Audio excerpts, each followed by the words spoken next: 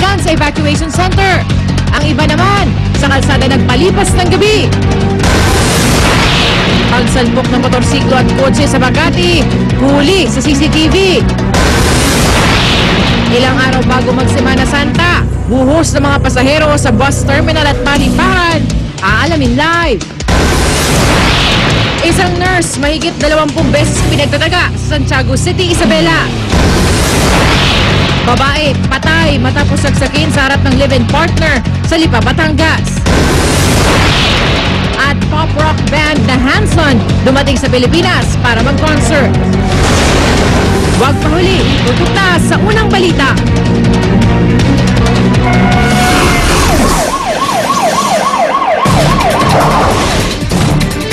Ilang araw bago matapos ang Fire Prevention Month, humigit kumulang 50 barong-barong sa tabing ilog sa Cainta, Rizal ang nasunog.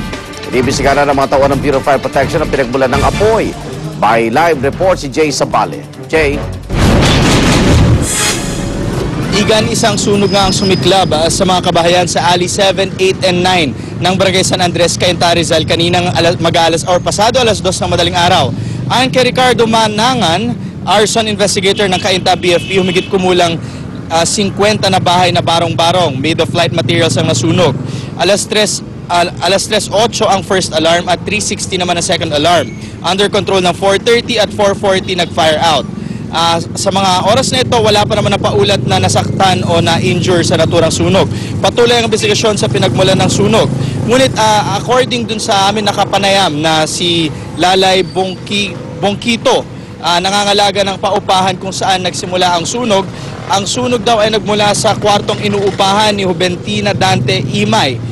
Itong si Imay ay sa kasalukuyan nasa Quezon Province para sa graduation ng kanyang anak, kaya wala siya rito. At wala pa rin namang sinasabing statement mula kay Municipal Fire Marshal Cainta Chief Inspector Bernard Rosete, ngunit patuloy pa rin ang investigasyon na ginagawa ng BFP. Igan? Maraming salamat, Jay Sabale. Napabayaan kalan ang pinaniniwalaang pinagmulan ng sunog na tumupok sa mahigit 200 bahay sa Barangay Tatalon sa Quezon City. Nahirapan ang mga bumbero sa pag-apula sa sunog dahil tabi-tabi ang mga bahay at makitid ang mga daan sa lugar. Narito ang report ni Mark Zambrano. Ito ang nasaksihan ng aming news team sa bahagi ng Barangay Tatalon, Quezon City. Hili-hilera ng mga bahay ang nilalamon ng higanting sunog. Mabilis na kumalat ang apoy. Bukod sa malakas ang ihip ng hangin, gawa rin sa light materials ang mga bahay.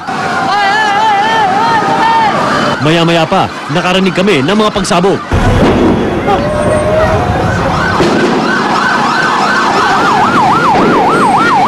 Posibleng mga tangke raw ito ng LPG ayon sa mga residente. Ang sitwasyon lalo naging tensyonado. Emosyonal ang ilang residente. Di raw birong maabo ng ganun-ganun na lang ang mga ari-ariang ilang taong pinagsikapang maipundar. Pero nasaksihan din namin ang pagpapakatatag ng ilan. Buong sinop na binitbit ang mga maisasalba pang gamit. Mabilis namang kumilos ang mga bumbero. Pero dahil sa sikip na lugar, hindi nila agad na ipasok ang hose. Kaya ang ilang residente, kusang umakit na sa bubungan. Dito rin nagsimula sa 6:30. Nasunog, kaya napaka-respond din agad kami. Hindi pa namin alam kung... Yung bahay mo sa loob din? Oo, sa loob din. Ano, may nakuha ka pang gamit? Meron din kahit konti, pero iba, wala lang. Umabot sa Task Force Alpha ang sunog na tumupok sa mahigit 200 bahay. Mag-aalauna na ng hapon nang maideklara itong fire out. Ang danyos, tinatayang umabot sa 2 milyong piso. Sa kabutihang palad, walang naiulat na nasaktan. Ang sunog ay nagsimula sa bahay ni Cristina Abelia. Ito ay isang 3-story residential house. Ang sunog ay nagsimula sa ground floor ng bahay niya. Ang ng ating mga investigador, baka ito ay nagsimula sa pagluluto. Para sa unang balita, Mark Zambrano reporting. Sa tabi po ng kalsada, mas pinili magpalipas ang gabi ng ilang pamilyang nasunugan sa Barangay Tatalon sa Quezon City. Ang iba naman bumalik sa mga nasunog nilang bahay para kumuha ng mga pwede pang maibenta at mapakinabangang gamit. May live report si Salima Refran.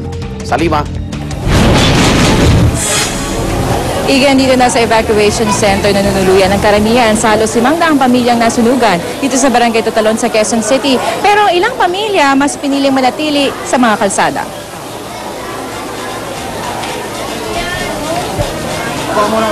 Natulog ang ilang pamilya dito sa kabaan ng Araneta Avenue.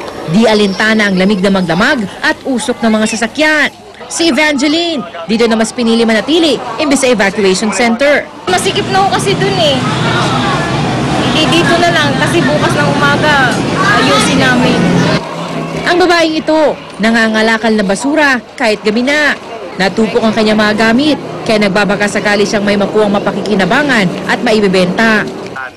Si Robin, bumalik pa sa kanilang bahay para mangalakal, kasama pa ang anak na si Joven. May benta ko man lang kahit na pangkain lang namin mag-iinam. Ang mga lalaking ito, hindi na natulog at binandayan na lamang ang mga natitira nilang mga ari-arian. Wala, talagang wala kaming ibang mapag-anuhan eh, kaya ito, pagtitiisan namin to. Lahat ng gamit ko, napundar ko sa loob ng 5 years, sunog lahat. Kaya kung pwede, may lipat kami ng lugar. Siksika naman ang higit 300 pamilya sa barangay covered court. Si Frelin, problemado para sa kanyang pamangking si Vincent. Naisalba nila ang ilang gamit, pero hindi ang isusuot ni Vincent sa graduation niya sa Sabado. Problema nga sila eh. Wala nga silang ipasot kay Vincent pagka-graduation na. Igan agad namang namahagi ng relief goods ang Kapuso Foundation. Pero higit nga dyan sa relief goods na yan, kinakailangan talaga ng mga residente dito ang mga materyales para mabuo muli at maitayo muli yung kanilang mga bahay. At sa ngayon, Igan, dito sa evacuation